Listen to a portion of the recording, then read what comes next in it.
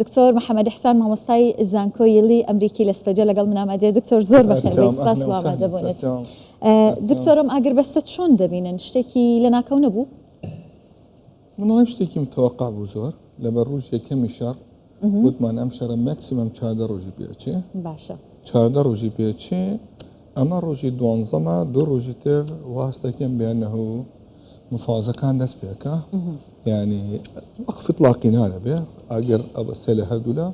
هەر کەسێک ئەڵێ من تحقیقی هەدەفەکانی خۆم کردیە هەر کەسێکیش لە شەڕێکی وە هەزرەکە بێنەه من انتصارم کردیتەوە لیستیلاکی محلی بەڵام من ئەڵێم لە شەڕ کەسێک براوە نییە هەموو کەسێک زەرمەندە یعنی ئێستا پێت وایە نە ئێران نە ئیسرائیل کەسیان براوەیەم جەنگەی تۆ بچوونێکی فەرقە بچوونەکەی من نەخێر ئیسرائیل قازانجی کردیە لەم شەڕە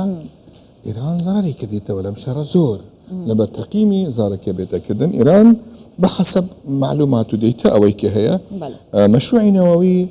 گەڕایەوە منیمەم 10 ساڵ بوو دووەوە ئەگەر من ئەڵێم تەواو نابێ 10 ساڵ بوو دووەوە ساروخە بالیستیەکان تحقیق هەدەفێکی خۆیان کرد بەڵام ئەوانیش دەرچوو وانییە کە ئەڵێن وایە بەڵام ئێران وڵاتە قازانجی کردی لە تەجروبەی ساوەڕێخی عێراقی زۆر بە حقیقت قازانجێکی تەطویری پێ کردوتەوە باشتر بوو یعنی لە جیاتی 39 ساروخی سەدام بوویتە 1000 ساروخی ایرانی بەڵام هەموویان پێکەوە تحقیق هەدەفی خۆیان نەکردیتەوە ئەمە ئێرانیش ئەڵێ نەخێر منیش یەکەم وڵات بووم کەم توانی لە دوای سەدام حسێن لە ئیسرائیل بدەم لە دڵی ئێران لە دڵی تەل‌ئەبیب بدەم لە دڵی حەیفا بدەم لە دڵی ئۆرشەلیم بدەم لە دڵی ئەم جێگانە بدەم ئەمەش هەدەفێکی خۆیەتی ئەمریکاش ئەڵێ منیش ئیثباتم کرد لە عالەم میانەوە ئەگەر هەچی شتێکم ویستی من دەتوانم بکەم ئەو سلاحی منم هەیە جارێکی تر گەڕامەوە شعاری ترامپم جێبەجێ کرد ئەمریکا هەیە لە عەظمە the greatest American يعني America is the great seriously لە بتوانی کاری خۆی بکات هەدەفەکە باو چۆنە من لیکێکی تر بە تۆ بدەم بۆ کێ 24 حقیقت ئیرانیەکان داوای سلاحیان کردیە يعني وزير خارجية إيران لقال اتصالي كذا قال آخر اتصالي لقال أمر وابظم للصحافة كدرت شيء لدروا لقال وزير خارجية بريطانيا أوقف تقوي كرويدوا بأنه إما هم تجربة إما ثقة بأوروبيا كان ناكين بلى إما ثقة بروس ناكين لما ودوا ولا دوام شرة خجالتك يعني إن صينيش وادرناتشو كسك وادرناتشو باكستانيش وادرناتشو لقال إما مليشة كاني داخلي عراقي شان للبنان ولا سوريا هم يندرتشو يعني تعبيري كي بكارنا يعني أما عزف أكين لبوريكي بطال هيك شتيكي تنامينات واني دنجي كي اشتبه تكردن أما دواء كين لأمريكا بين شركة تدخلي تدبك شركة رابوستي إتر توا بلام شريك بحفظ ماء الوجه يعني ببارسني دا متشامر ريقا منطبتان يعني كم جار أمريكا كان قبوليا نكرد ترامب خوي قبوليا نكرد تامشي رابوستي وتي نخير إلا تدمير بكين لدواي تقريبا دوروش لوزارة خارج وزير خارجية بريطانيا لو موافقين كديالكتي أوكي أنت صاروخ دويني مانديد كلا لقطر ليدا ما دكتور يعني بيتوا كبيوندي بو هبو كإيران بنككاني أمريكا لقطر بردومان كر أو كات أجر بساتك أيوة أبدا أو إيران أزاني ناتواني بنككاني أمريكا لقطر أو قد أزاني رد فعلك تشونا بلام لو استهلاكي محلي لازم هنديش البكات كاكي إيراني شو ولاتك يا خلقي خوي هي نظامي كلا حفتون ولا دا صلاة قصي كدي تلقى الخلق أو كدي تاكو نقمي أما إدارتي دولتها بلام هندي جار دجمن يعني خبري بأمريكا داوة شون أم خارب كات بيشتري بيوت كا أجر إيران هيرج بكات السرمان بيشتري قدر ما نكات يعني أما جاري دوامنية أم جارا زوتر ترامب قصي كد جاري كم لكشتني قاسم سليماني لدواي فترة كان ديارة سرو ترامب سرخوش بويا كاجي تشي كدي توا لدوي قصة كي خوي كده بلام أمجر بعلني وتي هذا إخباري ما يكري توا وعيني كاتيش حافظ ماء الوجه بقطر يشكرت باوتي بقطر دوري كي أشتيانا خوازي لم بروسيسا أتواني لنا بيني لجات عمان ودورين مفاوضات كبتنا بين قطر وقطر إداري أما بكات لبر قطر هم جاري لأفغانستانيش أم دوري كردبو لزور قال لبنانيش ما يكرد لقال حماسيش أمريكي دورني قطر بيتا مدیاترێکی تەواو کە بێتەنەوە بینی هەردووکیان کار بکات ئێمە ئەم پرۆسێسە بەڵام من ئەڵێم دوو ڕۆژی تر زۆر شتی ڕوادا پێشەوەی باسیەوە بکەین کە چی ڕوادا کەواتە ئێوە پێشبینیەوەکەن کە ئەم ئاگر بەستە سەرکەوتوو بێت لەلایەن ئیسرائیل و ئێران سیر کە موقتەن موقتا بوچونكي من خۆم شخصي من بەڵێم ئێران چۆن براوە بوویتە لەم شەڕە عەرەب و عالەمی ئیسلامی هیچیان شەلەلێکی کامل بەرامبەر ئیسرائیلیان کردبوو هەموو عالەم دەیزانی ئیرانیش وایە بەڵام ئیران توانیوە لەبەرەی مقاومە بێتە بەرەی چیتان لە قسەکانی سەرۆکوەزیران و وەزیری دەرەوەی قەتەر وەرگرت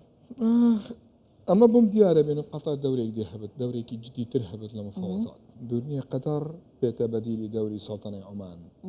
لەم گفتوگووەدا تاکوی ئەرضان بۆ ئەمیری بۆچی ئەم دەورە وەرەگرێت لە دو عومان بۆچی ئەم دەرە وەرەگرێت تەفسیرەکەی منی خۆم شخصی لەبەر کە دوێنێ لێیاندا لە قاعدەی ئەمریکیدا لە قەتەرەکان ئاگانێ نەبوو ئەمریکیەکان ئاگان لێبوو ئەمریکیەکان ئەمستوبیان هەیە تەڕضیەت ڕزای ساحبەکانی خۆیان کەیفیان پێدەنن ئەزانن لە قەتەر و عەرەب عەقڵی ئەمەی حەزی لە دەورێکی هەبێ ئۆکەی ئەڵێ ئەم دەورە بە تۆ ئەدەین تۆ مرسالەکە بە تۆ مەسنجەرەکە بە لەگەڵ ئیران تاکو علاقەتەکان چاک بێت و تۆش قەتەر حەزی لەم دەورەیە ینی وڵاتێکی کچکەیە وڵاتێکی سەنگێکی دیبلۆماسی هەیە زۆر بڕوا بکە ینی قەتەر دوێنێ تەفکیرم دەکرد ئەگەر ئەم ساروخەکە زەڕەوی لە قەتەر دابە لە قاعدەکەی نەدەبە لە قەتەر ئەتوانێت تەحالفێکی نێودەوڵەتی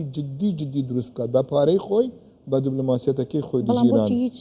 ینی هەڵوێستێکی وایان نەبوو هەڵوێستێکی وای نەبوو تۆ ئەزانی لەبەر تا ئەمڕۆ خەڵک لە ڕەتفعلی ئەمریکا ئەترسێ لە قەتەر نایەوە تەنمی تۆ مەشکێکی پڕ لە مەشکێکی بەتان نادەیت دەوڵەت وا تەفکیرەکە تۆ وڵاتێکی وە قەتەر پارەی گەورەترین سندوقی استثماریت هەیە لە عالەم گەورەترین ئینڤستمنتت هەیە وڵاتێکی جوان ئاوادان کریتەوە تۆ لە 2 ساڵ کاسی عالەمی لە لای تۆ بوویتەوە تۆ نایت ئەم سەنگە لە سەر شەڕێکی وا بدەیت بڕیاری شەڕ بە شێری عەقڵ زۆر بە زەحمەت بڕیاری شەڕ ئەدات کێ بڕیاری شەڕ ئەدات إلا تو عقليتك شورش ثوريها بيان فكرك ثوري تبي وكي أما مفهومش للسياسات لما قراغك مراجعة هيا تو أوكي بشورش أجيت لازم بك فكرك دولار فكرك تر استال مشكلة كي إيران أما بويتا لا ثورة بويتا شورش بويتا لإيران بلام عقيدة دولة لسر فكري شورش جيران بويتا من أليم لم قناغا مراجع خلقك زوزر عقلها لولاطا مراجعيكي خوينا كم بيانو اوكي عقليتي شورش جيران هيك ما بردوام لسري بوتا كي ولا دواي او يعني سو وات من دم فكري هلالي الشيعي يعني دريان بوتو نشيعي عراقي ودفاعي لبكي ما قرآن نشيعي لبناني ودفاعي لبكي نشيعي يمني شيء نحوتي كان ليش بو قريت اخذ باولاتكي خم بقايم كم سقام جريكي باش كم بما عنصري امن سقام جريه لملاط اقتصادي كي بقايم تربي تو بسيرك او باري لاتومي لصرف ترا ولا ايران هم فتره هم بخلال ساعات هم تيتشو او باري اجل قطاب خانه كان لنا طهران لنا منطقه كرديه كان وجا كان تباد لنا خوش كان يخد لنا مراكزي بحثي خوي دابا لنا زانكو كان خويا دابا مليون جالوي باشتر بومن تو ناتواني تشيت او تو هندشت هيا بيت نايتاكد ناچ دبولاتو مقارنيتو لەگەڵ ئەمریکا نايتاکردن کاک باشە دکتۆر شتێک یعنی ئێستا لە دوای ئەوەی کە ئیسرائیل زۆرینەی سەرکردە سەربازیەکان سەرکردە ئەمنیەکان و استیخباراتیەکان و تەنانەت زەن ئاتۆمیەکانیشان لەناو برد پێتان وایە کە ئیدێ و عەقڵیەتە لە ئێرانە گۆڕێ بەخوا مشکلەکەی عەقڵیەت لە شەرق زۆر زەحمەت بێتە گۆڕی مشکلەکانی ئیرانیەکانیش ڕۆحی شەرق لە مێشکیاندانن ئێمە شەرقی بصورة عامة ناعتراف ئەکەین بە غەڵەتی شکستەکانی خۆمان ئەەکەینە نەسەر دروەکانی خۆمان ئەەکەینە درۆ بڕوا بە خۆمان ئەەکەین و تەسویقی شەکەینەوە خەڵکەوە تەمەناکە مۆزعەکەەوە بێت بتوانێت کارێکی ترگا مراجعەیەکی ذاتی بێتەکردن مەسەلەن ئێمە لە کوردستانەوە بە حیاتی خۆمان نەبووینە تهدید بۆ ئێران وڵاتێکە دراوسێ خۆمانە حەزمان هەیە والله من دەمووی لە ئێران هەموویە پێکەوت ئێران هەموو جارێبێت کوردستان بکاتە ئامان جومەدای خۆیەوە والله وانە تۆ تعدا لە خۆتەکە لە پێش تعدا لە ئێمە بکەیت تۆ ئەگەر دوستی خۆت لە دەست بدەیت زۆر باشترە ینی خراپترە ئەگە تۆ شەڕی خۆت لە ژمەکی خۆت لەناو بدەیت لەبەر دوست دوستی تۆیە ئەم بچوونە مراجعەیەکی تاویان دەوێت لەبەر سیاسەتەکانی خۆیان لە ناوچەکە مەجموعەیەکیان هەیە لە بەغا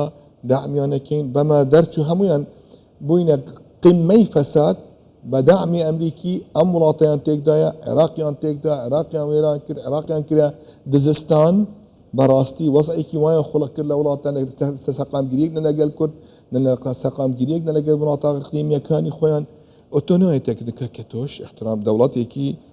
همومان بي قبول برا جوريد همومان بي قبول برا صاحب حضاره وتاريخ فلانيش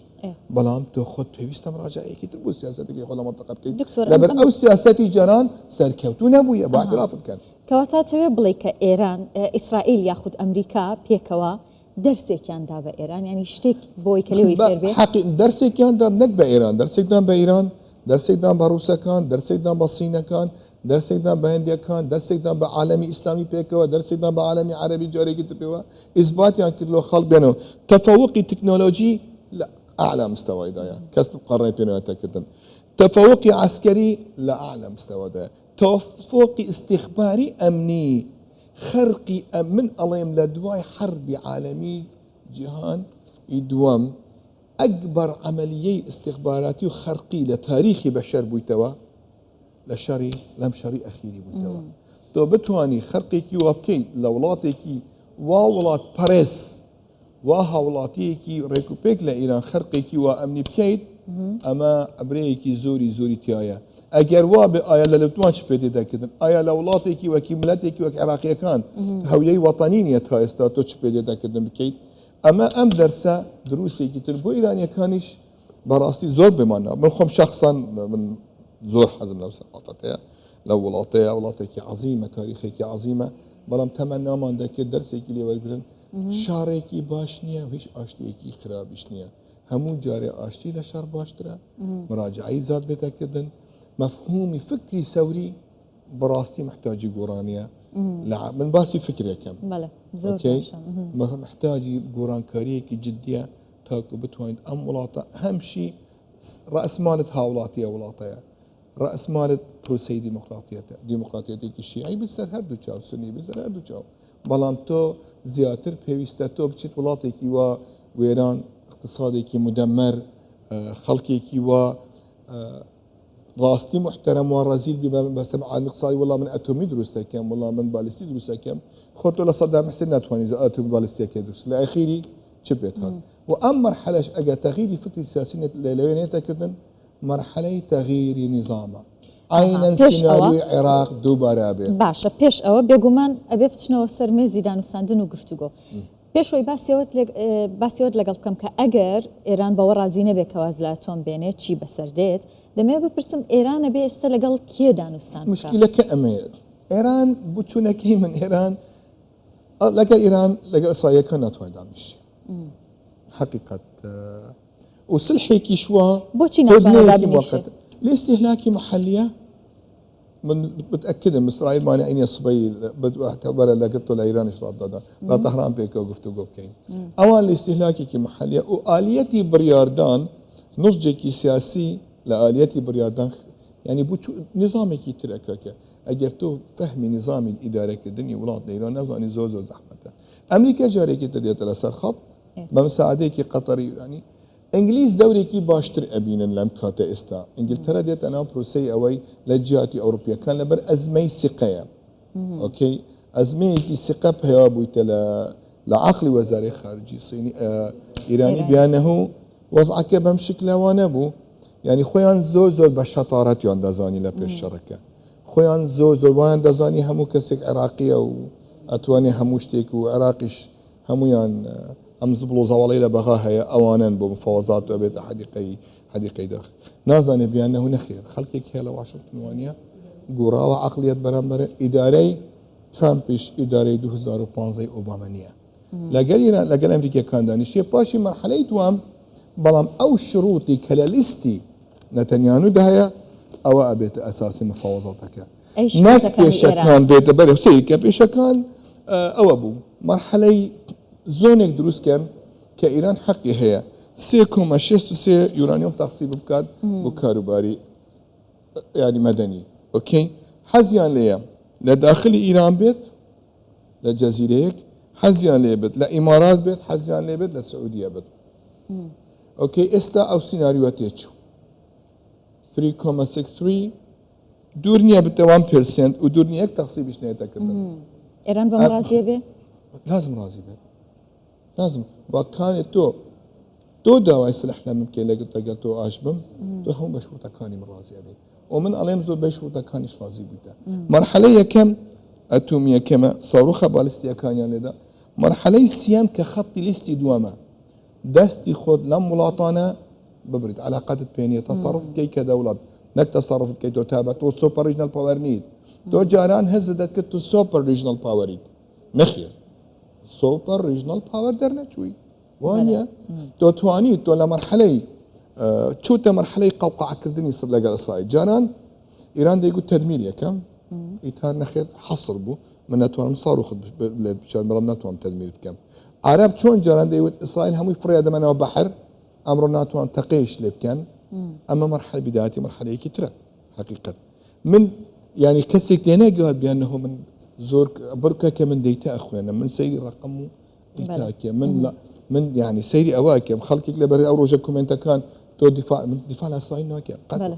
دكتور گفتگو کردن لەگەڵ تۆ زۆر خۆشە بەڵام میوانی دیکەم هەیە بابەتی دیکەم ماوە زۆر سپاسی تۆ سپاس بۆ ئامادەبوونت دکتۆر محەممەد حسان مامۆستای زانکۆی یڵی ئەمریکی سپاس بۆ ئامادەبوونت دەست خۆش.